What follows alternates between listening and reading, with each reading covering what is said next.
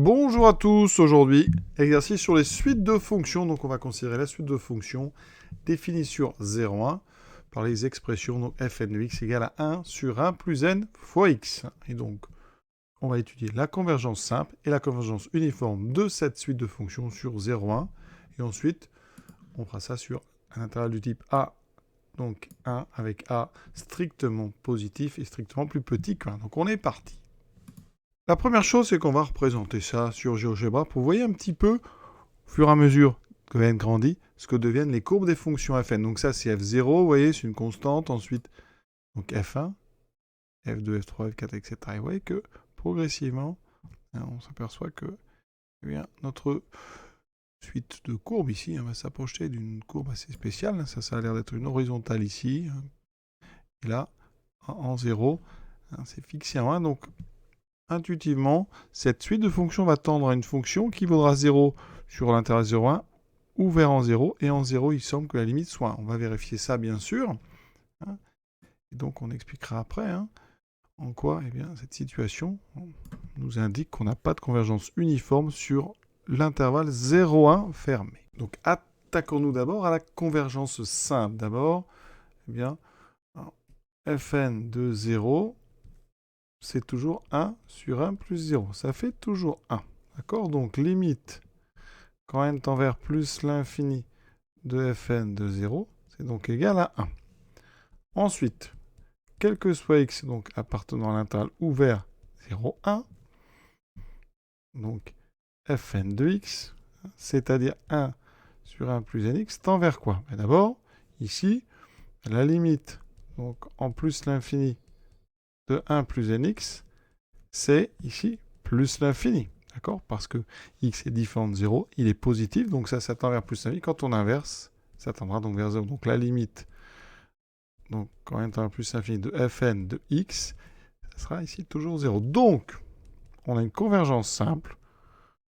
Donc, convergence simple vers la fonction f, définie par, donc ici, ax, elle associe donc 0 si x est différent de 0, et à 0, elle associe 0. D'accord? Donc on peut aussi écrire ça. F de x égale, ici, donc 0 si x est différent de 0, enfin si x appartient donc à l'ouvert en 0, donc fermé en 1, et ici à 1 si x égale à 0. D'accord? Donc la courbe est très simple. Sur le segment donc 0, 1, vous avez ici une valeur 1, et ici, donc, cette constante sur tout l'intervalle, donc 0,1 ouvert en 0. Alors, qu'est-ce qu'on peut dire de ça? Maintenant, on s'attaque à la convergence uniforme sur 0,1 fermé. Alors, pour la convergence uniforme, ça va aller vite parce qu'on a une propriété qui règle le problème immédiatement, sachant ici que toutes nos fonctions fn sont continues. On a devant nous des fonctions rationnelles, donc pas de problème de continuité sur 0,1 ici, puisque on est en dehors de... on est en dehors des valeurs interdites, donc pas de souci. Donc les fn sont bien toutes continues. Et bien la propriété qu'on connaît, c'est que dans ce cas-là, si fn converge uniformément vers une fonction f, cette fonction f est continue. Sur l'ensemble A, ici, 0, 1 fermé. Si f, par contre, n'est pas continu, alors, contraposé, fn ne converge pas uniformément sur l'intervalle vers f, sur l'ensemble A vers f. Et donc ici, on est bien dans le cas où les fonctions fn sont toutes continues, et on a une fonction f, la fonction limite, c'est la fonction de la convergence simple, qui n'est pas continue. Or, f n'est pas continue, donc sur l'intervalle 0,1, donc ici, tout est sur 0,1, donc, d'après cette propriété, il n'y a pas convergence uniforme sur l'intervalle fermé 0,1. Il n'y a pas convergence uniforme sur 0,1. Effectivement, sur la courbe, on sentait bien ça parce que, ici, vous voyez, on a toutes les courbes passent par le point ici de coordonnées 0,1. Et donc, quel que soit le epsilon que je vais choisir, le sup des fn de x, va toujours être égal à 1. On va le montrer par une étude de fonction. Après, je vais vous montrer comment on aurait pu le faire en étudiant les fonctions fn, mais vous voyez, l'exercice pourrait s'arrêter là. Il n'y a pas convergence uniforme. Alors, on fera une étude aussi sur l'intervalle A1. Et là, alors sur l'intervalle A1 avec A strictement positif, la fonction f est continue. Hein.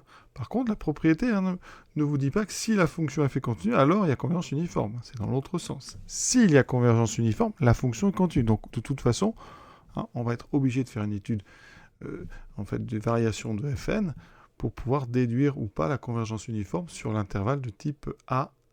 Donc, on est parti. On dérive. Donc, pour tout x appartenant à 0,1, eh bien, f, la dérivée donc, des fn, hein, eh bien, ça vous donne ici, alors c'est du 1 sur u, hein, dérive de 1 sur u moins u', donc on dérive 1 plus nx par rapport à x, qui me donne un n sur 1 plus nx au carré.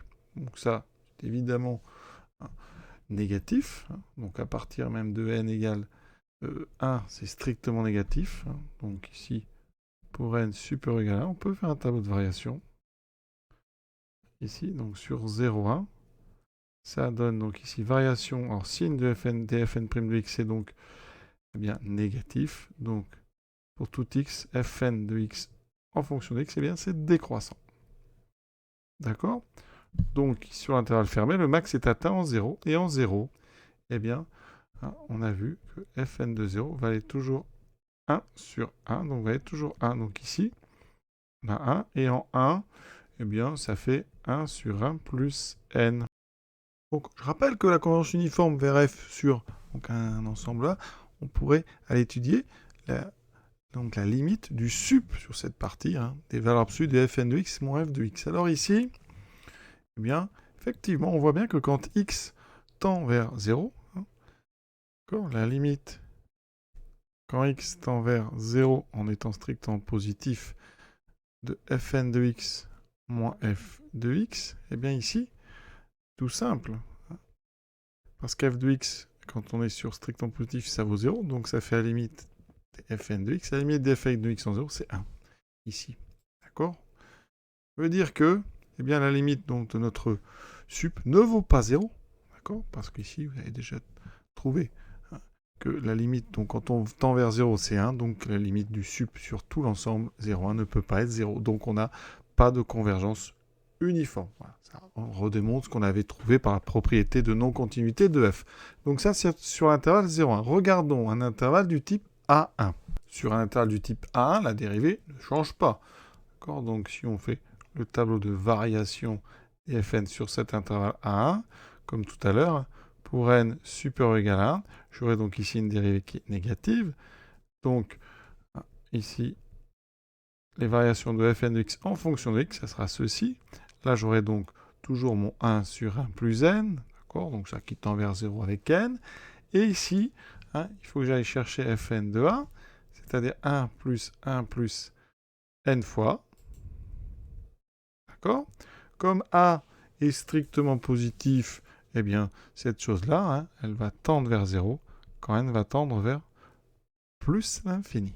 Donc, si je m'intéresse à la limite, quand n tend vers plus l'infini, donc du sup pour x appartenant à A1, donc des fn de x moins f de x, en valeur absolue, eh bien ça existe.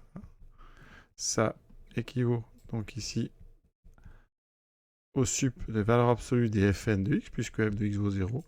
Et on voit d'après ce tableau que le sup, c'est 1 sur 1 plus na. Donc c'est à la limite, quand n tend vers plus l'infini des 1 sur 1 plus na, c'est donc égal à 0. Et là, on a effectivement la limite du sup, donc qui est 0, et donc il y a une convergence uniforme sur tous les intervalles du type A1 avec A strictement positif. Regardons ça sur GeoGebra.